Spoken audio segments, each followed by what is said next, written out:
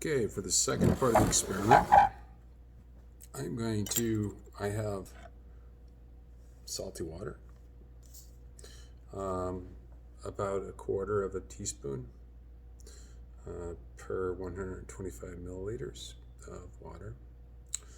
And this would be, I'm trying to approximate what the ocean salinity might be.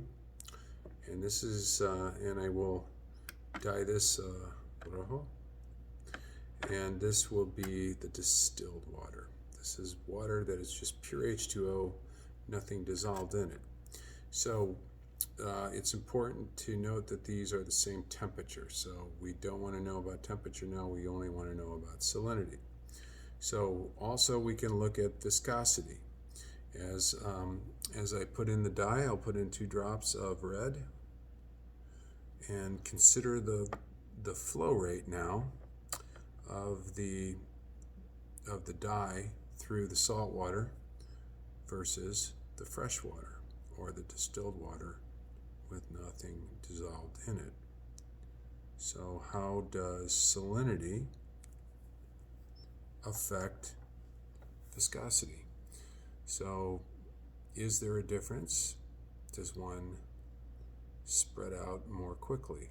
If you notice the blue, the azul has almost completely spread out and has passed the rate at which the red has spread, even though there were more time elapsed before I put in the blue. So it appears to me from this observation that the salt water is more viscous than the fresh water. So we're going to do the same technique, and I'll finish getting this, just the red dye into the salt water.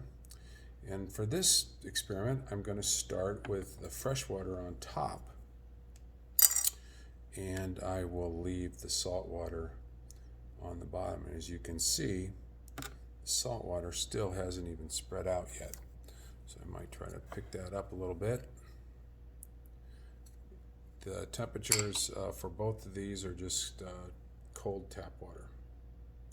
So let me see if I can get this going a little bit more here so we can get on with the experiment. Well, I think we get the idea close enough.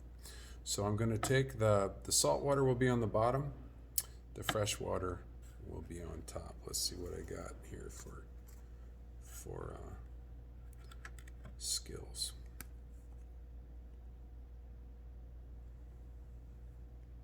And if you're doing this at home and you haven't done it, I've got a card here.